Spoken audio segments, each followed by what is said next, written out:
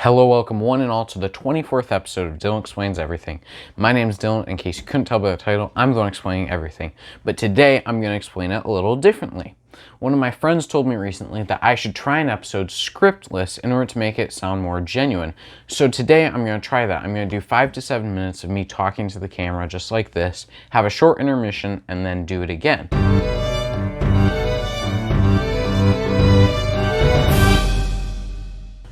Okay, with the intro out of the way, allow me to explain what this episode's going to be about. So I'm going to be explaining a topic. For today, it'll be Phineas and Ferb, one of my favorite TV shows. If you watch the channel or if you just know me personally, you'll probably know that. I've got a stopwatch here. I'm going to go for 5 minutes or so and then take a short break and then come back for the ending 5 minutes. So for the first 5 minutes, I plan on just discussing what the show is. If I trip up over my words, forgive me. This is all going to be pretty much one take. I'm going to keep editing to a minimum and just try and do this. So sorry for the bad quality. So here we go.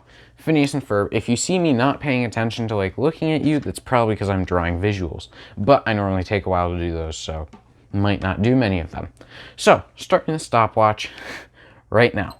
Okay, so what is Phineas and Ferb? Phineas and Ferb is a TV show made in the early 2000s about two brothers named Phineas and Ferb. They have a sister named Candace and a pet platypus named Perry. Now, in the morning, they're sitting under a tree, and Phineas says, hey, I know what we're going to do today, after they reach some enlightenment on what they're going to do, right? So maybe they need to get inside the stomach of a dog, so they need to shrink themselves down. So he says, hey, I know what we're going to do today. We're going to put ourselves in a submarine, shrink down, go inside a dog. Sometimes it backfires, in which case they have to kind of work around that. Their pet platypus during the day, however, sneaks away and goes and fights an evil, sometimes called pharmacist, but he's actually an evil scientist, but he wears a lab coat. His name is Dr. Heinz Doofenshmirtz, right? He was born in a made-up country that's Germanic called Drusselstein, and he was born in a city called Gimmelstump, and then he moved to Danville, where the show takes place. So Agent P, or Perry the Platypus, is actually a secret agent. He wears a fedora and he fights Dr. Doofenshmirtz. While he's doing that, Phineas and Ferb sometimes have friends come over and they'll normally help them out with the inventions or just do fun stuff with them. And that's normally the episode. Their sister Candace tries to bust them by basically tattling on them for doing things and going to their mom, but by the time she gets back, the invention's gone, it's disappeared, whatever. So that's the premise of the show. And it's 1 minute, 30 seconds. I have no idea what I'm going to talk about. So I'm going to talk about why I like this show so much, right? The show is based on the idea that you can have kid humor while also having not adult humor, but smarter humor, right? So you've got the immature kind of humor that kids will like, right? Little kids. But then you've also got the kind of smart humor that people who might understand math better, those kinds of things, they'll understand it more. If you're just more mature, you'll understand it. It's not inappropriate, it won't make you uncomfortable, but it's still smart, so it'll make you kind of laugh at it too. So both kids and adults can enjoy the show equally. I still watch the show, and I mean, I'm a teenager, so I'm not an adult, but whatever.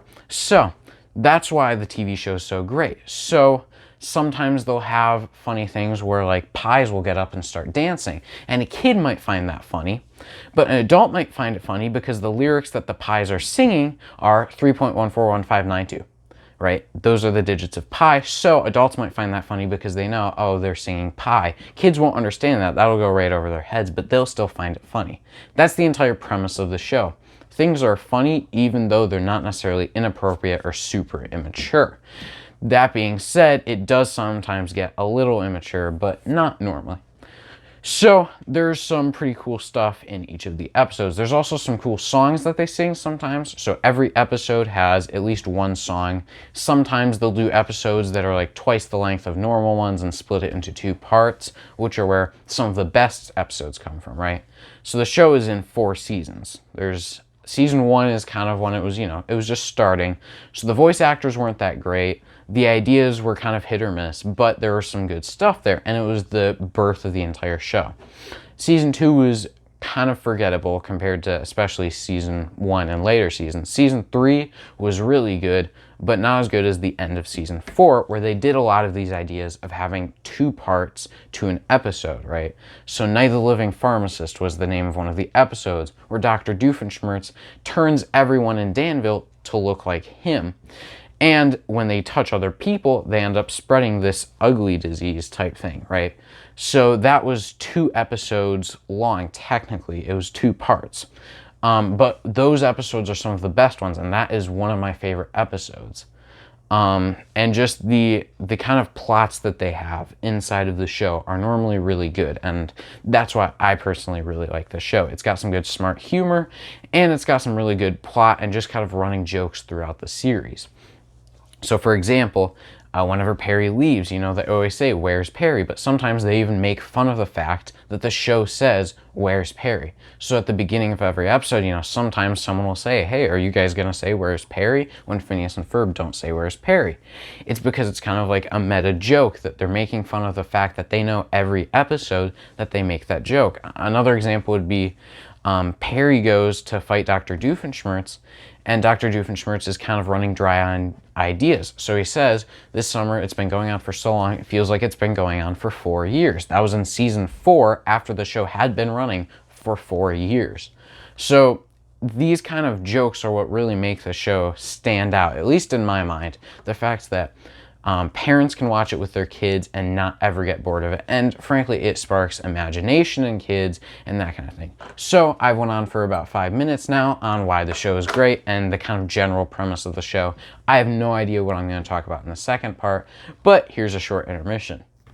So while we're in the intermission, I figured I'd just point out the fact that you've probably noticed now, my brain does not think sequentially. So a lot of these things are kind of out of order or non sequitur, so you'll have to forgive me for that. But sometimes I just kind of think out of order. So that's just kind of the way I'm going to explain these things without a script. So I hope you still enjoy the episode. Okay, so I've taken a short break. I've jotted down some ideas that I want to talk about. So I guess that could be classified as a script, but I consider it an outline, and I'm not going to apologize for it. So here we go. Let's get into part 2 of this video. So starting the stopwatch. Okay, so something else I've got, you know, a few things here that I want to talk about. So the first thing is movies, right? Phineas and Ferb has, depending on who you ask, had anywhere between 2 to like 7 movies, right? So the reason for this is those 2-part episodes that I mentioned before that are normally the length of 2 episodes, those are sometimes referred to as movies. So there's some like Summer Belong to You, is some people refer to it as a movie. The Star Wars episode, some people call it a movie.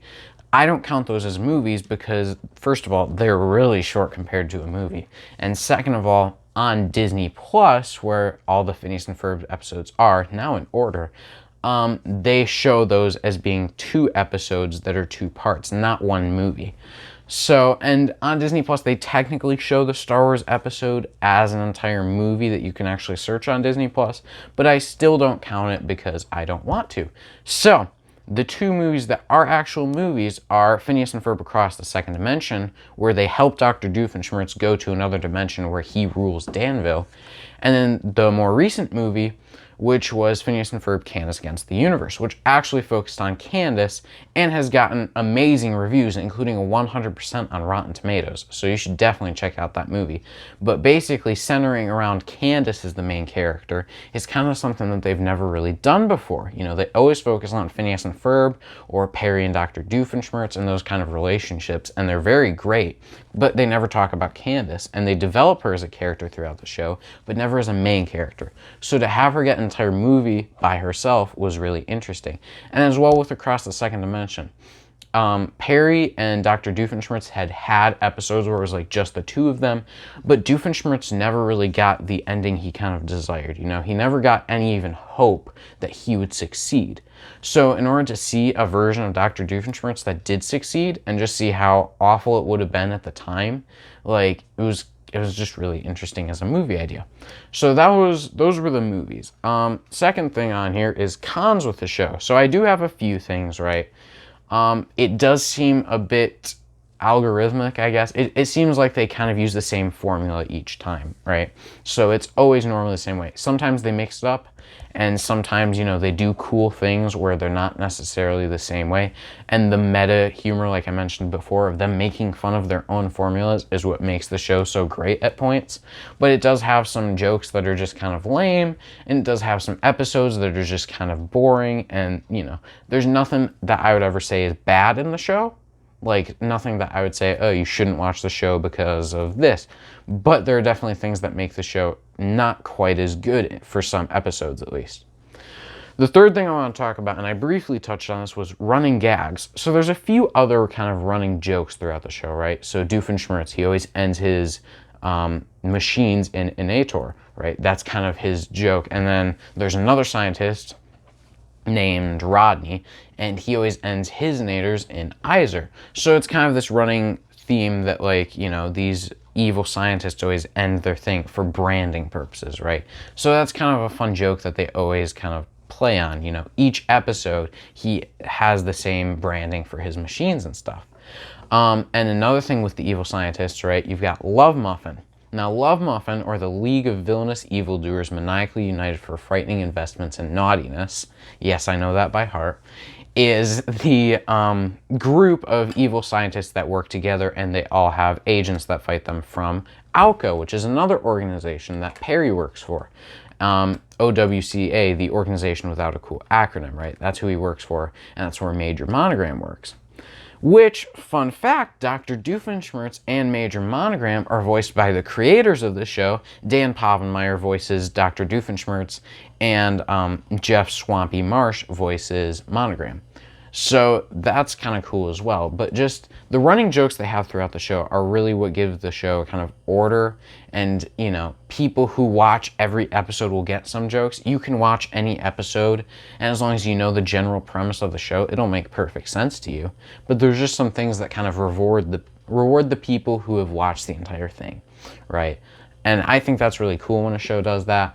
And just the recurring themes and stuff. You know, Meep is another one. Meep is an alien who shows up in a couple episodes. He's mentioned in a couple episodes. He's mentioned in the movies, and he's just a really cool character that they kind of have show up once in a while. Irving is another one. Irving is one of the neighborhood kids who's kind of a Phineas and Ferb fan, right? And so he has like a scrapbook for them and stuff. Sometimes he shows up in episodes. Thankfully, not all of them. He's kind of an annoying character. As well as, going back to the cons, there are some annoying characters. Vanessa, personally, I don't like Vanessa a lot. She's the daughter of Heinz Doofenshmirtz. She's pretty annoying. Candace can be annoying. Candace's boyfriend, Jeremy, can be annoying. There's tons of people who can be annoying. Isabella, one of the neighborhood kids who has a crush on Phineas, she can be very annoying at times. But looking past that, the show has a lot of really good stuff. The final thing I want to talk about is a show called Milo Murphy's Law. So I've got very little time, but I'm going to kind of go into this. Milo Murphy's Law was a TV show that was kind of a follow-up to Phineas and Ferb. It takes place afterwards, that school year right afterwards. And it follows Doofenshmirtz as the main character in the second season, and a few other people, and it focuses on a new person, Milo Murphy. And the entire show is different, but it has the recurring themes from Phineas and Ferb, right? It has some characters, especially in the second season. They have Phineas and Ferb as main characters.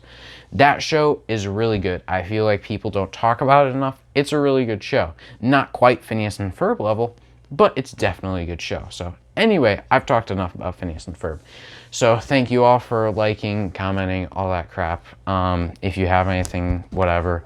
I do have an Instagram now for Dyllon Explains Everything, so if you want to follow that, I'll post like behind the scenes and stuff. But if you don't want to, you don't have to. I'm not forcing you to, because I can't. And so, with all that being said, you know, blah, blah, blah. Remember, my name's Dylan, and I explain everything.